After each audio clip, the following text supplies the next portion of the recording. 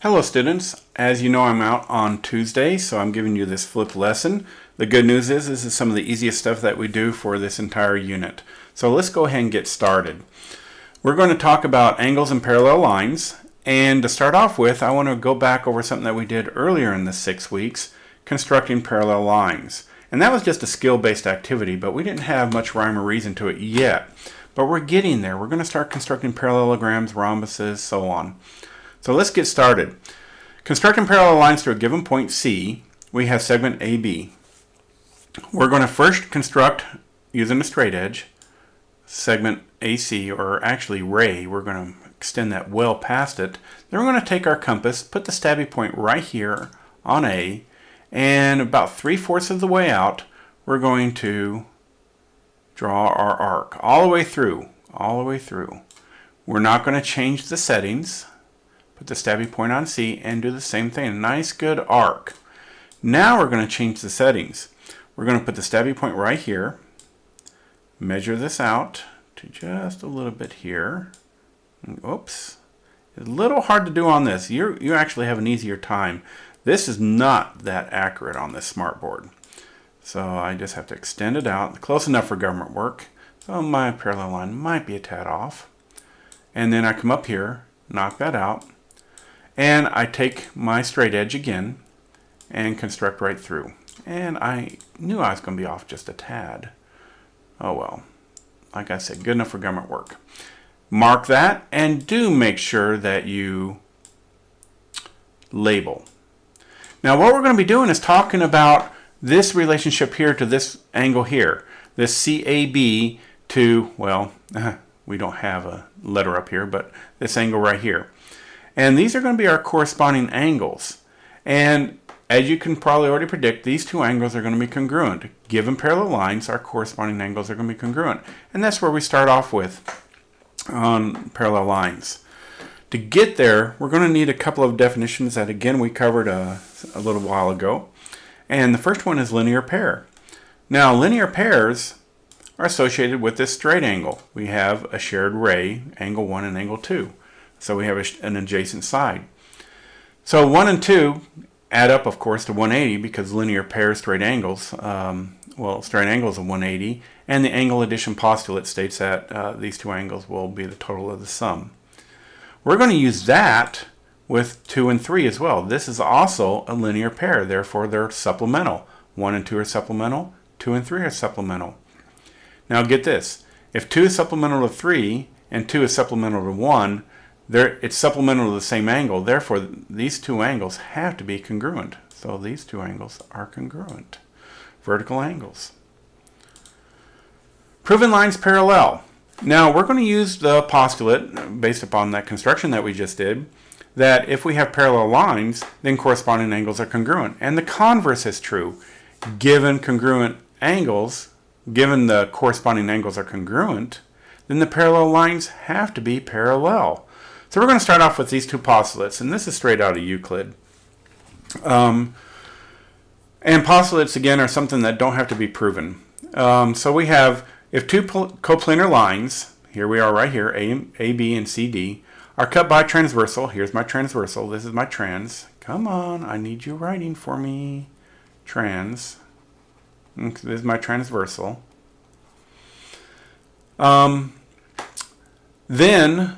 And they have the same measure, so here's corresponding angle 2 and here's corresponding angle 6. Say they're both 70 degrees.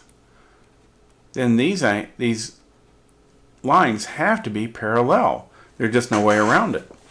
And that was the converse. The actual postulate states that given parallel lines, then corresponding angles are congruent.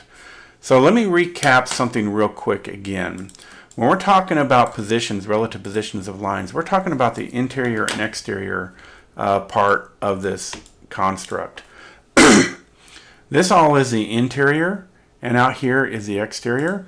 So 1, 2, 7, and 8 are exterior angles. 3, 4, 5, 6 are all interior. Then they have relative positions. Alternate interior, alternate on the side of the transversal. Same side interior, of course, are now on the same side.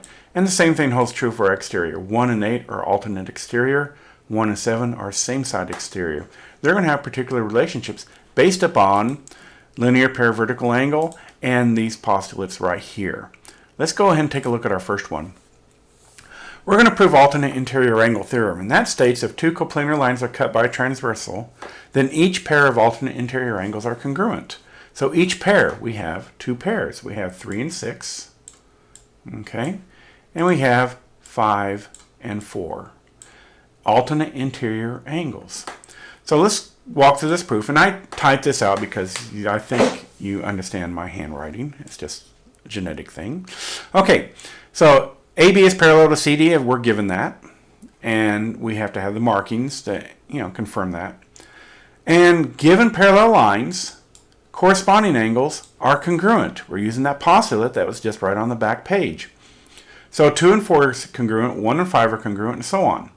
So 1 and 5 are congruent, that is the corresponding angle. And we could have proved this using different angles, but we're all good. Now take a look at what happened. 1 is congruent to 4. That's vertical angles. If vertical angles, then congruent. And 1 is to 5, 1 is to 4. We can use the transitive property that 4 is congruent to 5. Now this is an important distinction. Oh boy. Phone's ringing. Well, I'm going to ignore it. Someone has to answer that though, but I'm not. I'm not answering the phone from Mom. All right. So if vertical angle is incongruent, and then transitive POC, that's property of congruence. We don't substitute figures, so we don't use substitution property of congruence. There's no such thing. Moving on. Phone got me distracted. Here we are. Alternate interior angle theorem. We have an alternate here and alternate here. 2 and 7 are also alternate. So we're going to prove these puppies. End result is we're going to do 1 congruent to 5. Again, that's corresponding angles. If lines parallel, then corresponding. And we're given that the lines are parallel. Let's show our markings. Whoops. There we go. And 5 is congruent to 8. Vertical angles. If vertical angles, then congruent. Notice how I write these in a conditional statement. You can use definitions or postulates, the names of them, but the if-then statement is often very good. Then we have 1 is congruent to 5, 5 is congruent to 8, transitive property of congruence. Make sure you use congruence. We're using the congruency symbols here. So these are fairly simple proofs, nothing too dramatic. And the last one that the last one we're going to go through, I'll talk through perpendicular here shortly. Same side interior. So same side interior, we're talking about 3 and 5 or 4 and 6. So we're going to start off with A with our given. A is congruent to B. And then 1 plus 3 is equal to 180. Now we're using measures. In fact, the person I stole this from should have had a little m right there. Measure of angle 3, measure of angle 1, add up to 180. And we're going to use the definition of linear pair. If linear pair, then 180. Then, where are we going with this? I'm going to hide these. We have 1 plus 3 is linear pair. We need to say corresponding angles, because if we say 1 and 5 are congruent, now we have a relationship between 1, 3, and 5. So we're going to say 1 and 5 are congruent, okay, right here, okay. And if parallel lines, then corresponding angles are congruent. Now we can start substituting, or transitive property if we word it differently. But I have 1 plus 3 is equal to 180. 1 is equal to 5. We're going to substitute 5 in for 1. And we have 5 plus 3 is equal to 180. And that's the substitution property of equality. Therefore, we can say at the end that, okay, the same side interior are supplemental. Okay, last little tidbit, and I'm not going to do the formal proof on this. In a plane of two lines are perpendicular, so if we have perpendicular, that means we have right angles right here. And these are also 90 degrees. 90 degrees, 90 degrees. So given the postulate, if corresponding angles are congruent, therefore lines are parallel, we could jump right to the fact that these guys are parallel. Your homework, oops, is going to look something like this. So when you have your homework, you're going to use all those definitions to come up with various angle measures. And when you're doing this, don't worry about what the answer sheet says. Just start filling in all kinds of angles. I'm going to see you have NGE is 135. Okay. HMJ is 102. And you're going to start using all your definitions. And we're given that this is parallel to that. Write these markings down. I want to see the markings. We can use, supplemental. And we can use vertical angles. And so on. We just start filling things out. When I say to find the measure of each angle, I mean every single angle in this picture. So we're going to use corresponding angles. So we have 102. And guess what? All these are going to be the same right here. So you can save yourself a little bit of mental math by just copying. You find all these, use the linear pair and vertical angles, they're going to be the same as the ones right here. You're going to have to use your triangle definition, sum 180, this angle, and that angle, add up 180, and vertical angle, and so on. And you can find all the ones, so on. So this is fairly simple exercise. We can make it more complicated, though, and this is what you're going to see on your homework, stuff like this. Oh, we got bigger ones for you coming your way. And these are just like big puzzles. Again, recognize what's parallel. These two are parallel, and these are parallel. By the transitive property, this, and this are, of course, all parallel. Now, are these parallel? Yes, they are. And by transitive property, this is parallel, so all four of these lines are parallel. So you can use corresponding angles all throughout here.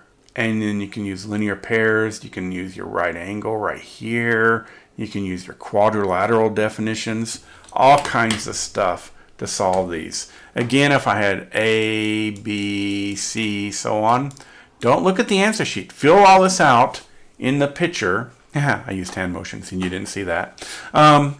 Fill all this out and then go and fill in your answer part of the document. So here's your homework. Out of the book, page 122, very easy stuff. A little bit of algebra review. 129, again, fairly straightforward. There's a couple of problems that'll make you think. And then 134, some more algebra review. I'm going to give you a homework check that is due online at 8 o'clock Wednesday morning, and I will see you on Wednesday. Okay, don't forget the quiz tomorrow on Monday. Bye.